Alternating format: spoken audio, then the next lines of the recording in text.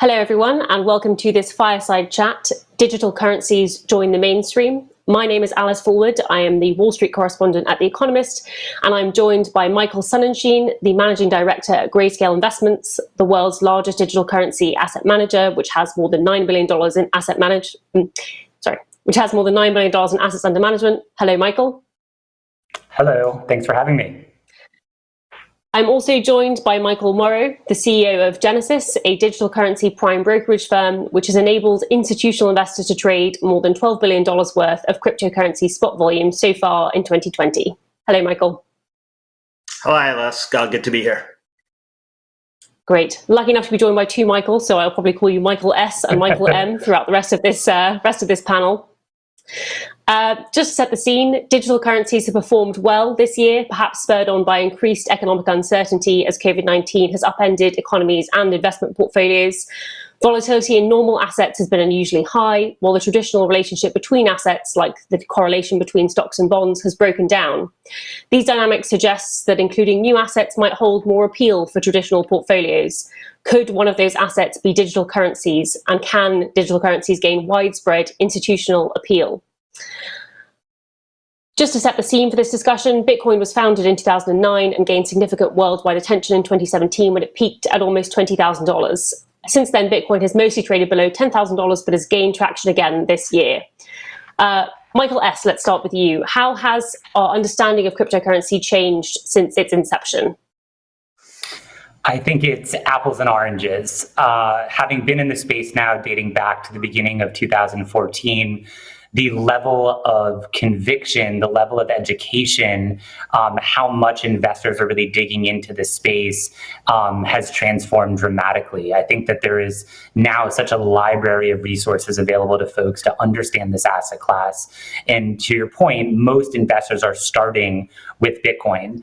I certainly know at Grayscale, we've tried to do our piece of the educational puzzle by providing investors with research tools, portfolio construction reports, and then also annually commissioning an annual investor study to understand how these attitudes are changing.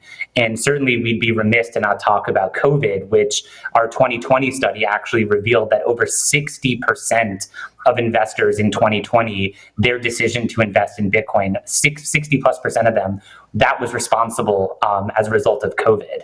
And really thinking about portfolio diversification and what should be in their portfolios in the context of a world that's gone increasingly topsy-turvy. Michael M., same question to you. How has your understanding changed since the inception of cryptocurrencies? So we first got involved in trading Bitcoin in early 2013 when the price of Bitcoin was around $100 US. And Michael used the apples and oranges. I'll use the night and day as kind of the analogy of the difference between where we are today as opposed to what we were in 2013. The last 7 years has really kind of brought about an evolution of the birth of a brand new asset class.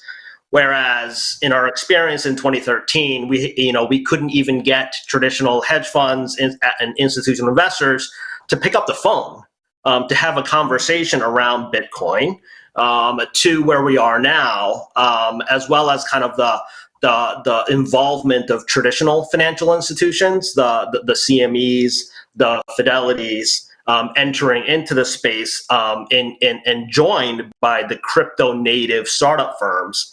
I think the products, the services, and the level of sophistication, frankly, of both the service providers as well as the investors is a huge difference between where we were back then and where we are here in 2020. So you've both sort of talked about potential themes that might be getting institutional investors more interested. What do you think are the key global themes that are pushing mainstream investors towards cryptocurrencies? Let's start with Michael S. Yeah, I think there's no question that thinking about digital currency, particularly in a year like 2020, where, and Michael can shed some more light on this from a trading perspective, but if we look back to March, there was a day when Bitcoin dropped over 50% in a single day. It actually fell even more precipitously than a lot of other asset classes. But I think this is, for a lot of investors, yet another time when they're seeing the resilience of an asset like Bitcoin, because not only has it come back from those March lows earlier this year, but it's gone on to become one of, if not the best performing asset of 2020. And so for a lot of investors, that staying power of the asset class has become really, really important to them. And thinking through the response to COVID, which has been fiscal stimulus and perpetual money printing, a lot of investors are really drilling into the verifiable scarcity of assets like Bitcoin, which have a capped supply. And so when you combine that with the likes of what Michael shared, which is a lot of the incumbent financial services firms getting involved, seeing companies like Square and PayPal and a lot of other firms starting to make their first forays into the asset class, you create a whole skew really of tailwinds around investing in Bitcoin, not to mention that as investors are seeking further diversification, they're looking to new alternatives like Bitcoin and other digital currencies. Michael M., what would you like to add about how trading was in Bitcoin this year? I think the biggest factor as to why the traditional institutional investors are certainly paying more attention and getting involved this year as opposed to years past, I think time is such a big element here. When we first got started, there was nothing. There was no futures. There really wasn't a regulated custodian. The on-ramp and off-ramps were really immature and new. And frankly, Bitcoin itself was untested. And you talk about an asset class that has gone through its highs and lows over the decade plus of its existence. You'd be hard-pressed to find something else that has withstood the level of media attention, scrutiny, the good parts, the bad hacks, and still in 2000, right? How many times have we seen hundreds that? Of times. And certainly in the narrative of Bitcoin finally died, that's been told hundreds and hundreds of times. And I think Michael alluded to the resiliency, but the fact when something is called a bubble, if something is called a fraud, and it still years later doesn't go away, I think people start to pay attention to it. And whether or not it is an escape from their own fiat currency, whether that's in the US or abroad, or if this is the inflation hedge in the digital gold narrative, or it is still a way to disintermediate the banks and kind of the legacy financial systems, I think Bitcoin, for all of its faults, is a different thing to a lot of different people.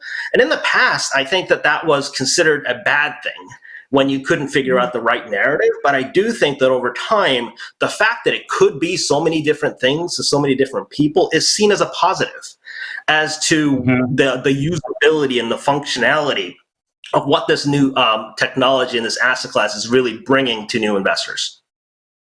But I think it's important also to highlight, because this is something that Michael and I deal with all the time, which is that people often think that because they're not using Bitcoin every day to buy a coffee or to, in day-to-day commerce, that somehow it means that Bitcoin has failed. And we take the exact opposite view. To Michael's point, characterizing how much this ecosystem has evolved in the last 10 or 12 years, thinking about, again, custody, trading, post-trade settlement, forensic tools, human capital, actual capital. So much has been flowing into this that, we'd be the first to say we're maybe at the end of the first inning, maybe starting the second inning, into where this asset class can ultimately go. And I think that as I think about the life cycle of the different types of investors that are now coming to the table, that are either leveraging Grayscale investment products to gain exposure to this asset class, or who are setting up a trading relationship with Michael's firm and getting directly involved in digital assets. 5-6 years ago, we were really only dealing with Silicon Valley types, tech entrepreneurs, folks that were talking about Bitcoin in their cocktail parties. Today we're now facing some of the world's largest institutions, some of the most storied investors who have been through all different kinds of market cycles. And to Michael's point, they're all seeing Bitcoin as different things. It's different things to different people. Some see it as a technology play. Some see it as a value transfer mechanism. Some see it as a digital gold. But ultimately every investor who's coming to the table is finding a different reason why they not only A, need to pay attention to this asset class, but B, are figuring out some way that it can be integrated into their portfolio, regardless of whether they're a momentum, value, risk arb, global macro, regardless of what their investment mandate. And we find that to be really, really encouraging because it really shows us just how far this asset class has come in just a few short years. One of the points you both touched upon is this idea that traditional institutions, be they central banks, traditional banks, or regulators, are getting more involved in this asset class, potentially sort of from an oversight and monitoring perspective. How does that change the perception of Bitcoin? When it was sort of in its infancy, maybe in its first innings, as you said, it was sort of more perceived as a decentralized sort of rebuttal to those institutions. Now they're becoming more and more involved. Let's go to Michael M first.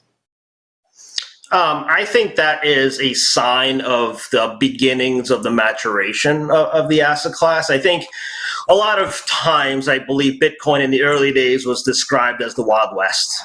There really wasn't a lot of regulation and kind of law involved, and regulated venues were scarce. And as the asset class has continued to grow, and we've seen the traditional financial, the intermediaries and the participants become involved, we've seen a lot more of regulation and regulatory clarity. And for us, who has always operated as a regulated entity, Genesis, we have an SEC FINRA registered broker-dealer. We have the BIT license with the New York State Department of Financial Services, and gone about the regulated approach to things. I think the continuation and regulatory bodies getting involved gives investors more confidence that areas like market manipulation and fraud are being monitored, and that there are consequences, financial, legal, and otherwise, for running unregulated venues, and that we've seen, in just the past few months. And so I think that is a positive, and I think more signs of that around the world, not just here in the U.S., but since Bitcoin is traded around the world, I think the more signs that you see that abroad as well, I think it kind of gives further credibility to the asset class. Yeah, there's no question about that. I think if you would rewind the clock, maybe even just 18 or 24 months ago, a lot of investors would have said that they're really excited about digital assets as an investment, but there perhaps wasn't enough regulatory clarity for them to meaningfully allocate to the space. And I know certainly here in the US, we've seen a tremendous amount of engagement from everyone from the SEC to the CFTC to the IRS to FinCEN to the US Treasury. I think outside the US, it's a little bit more of a patchwork, and we've seen some regulatory regimes take a much more accommodative versus others taking a more restrictive approach to the asset class. But ultimately, the advent of things like central bank digital currencies, how much this ecosystem is growing, the number of users that are now getting involved in this asset class is definitely a propellant for a lot of those conversations to be had sooner than later. And I know certainly from our perspective, I'm happy to share that at Grayscale, in Q3 of this year, we brought in over $1 billion of new investor capital. None of those investors are talking about anything related to regulatory uncertainty. If anything, they feel that the amount of regulatory attention that's been paid has in fact really been a tailwind to this asset class, thinking particularly about the fact that we now have the world's first and second registered offerings with the SEC. So Grayscale Bitcoin Trust and Grayscale Ethereum Trust are the only SEC reporting digital currency instruments out there. And so this is the kind of validation that the industry is seeking, and that investors need comfort around, because ultimately, if investors can't get comfortable, then we're not going to continue to see broadened access points for them as this asset class evolves. Just, I guess, to pick on one example, things like know your client type regulation. I mean, is the answer to that institutions like yourselves sitting in between investors and crypto assets, or how do you get around problems like KYC problems? Mm-hmm. No, so we run all of our onboarding through the broker-dealer. We actually onboard them as if they were going to do a transaction facing the broker-dealer. Even though Bitcoin is not a security, we still treat the onboarding KYC AML process at the highest level. I think the challenge we have, certainly in our asset class, is that there's the customer onboarding layer, and document retention and client screening, but there's also the know your transaction layer, being that all of the transactions on the blockchain are visible on these public blockchain protocols like Bitcoin, and making sure that there isn't a direct connection, right, to coins that belong to the Silk Road or any of the dark websites, and being able to trace where these coins ultimately came from. Because certainly our clients care to make sure that the origins of the coins are from clean sources, but certainly our regulators care to make sure that we're not helping to, to finance terrorism or to weed out to work with the bad guys that might be using cryptocurrency for nefarious reasons. And so that two-layer approach is certainly very, very helpful. And it's how we certainly get our customers and our regulators comfortable that the purposes for why they're buying Bitcoin on places like Genesis are purely for investment purposes, and not for money laundering or anything like that. And I think, if I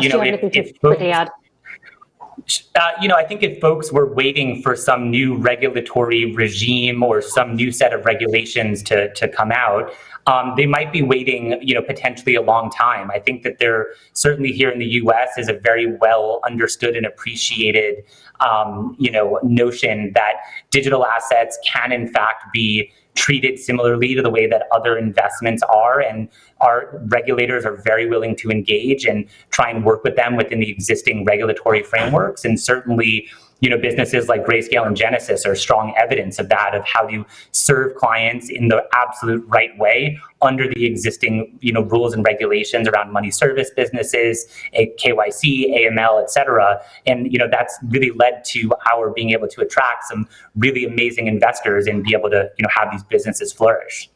Great. I think we have time for just one more question. So to both of you, I'll go to Michael M first. What does the future hold for the world of crypto in your opinion? And what advice would you give to any of the audience members who are thinking of dipping their toes in this year?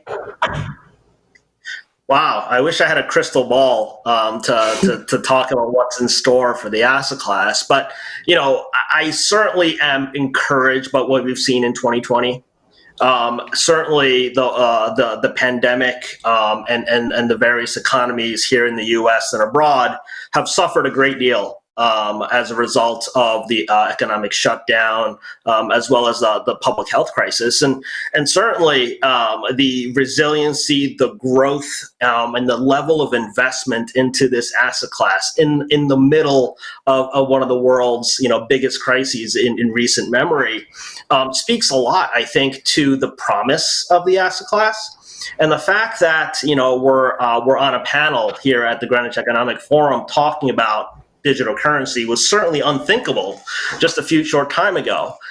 So I think the message certainly to investors, I think there's perhaps this idea that they've missed the Bitcoin trade.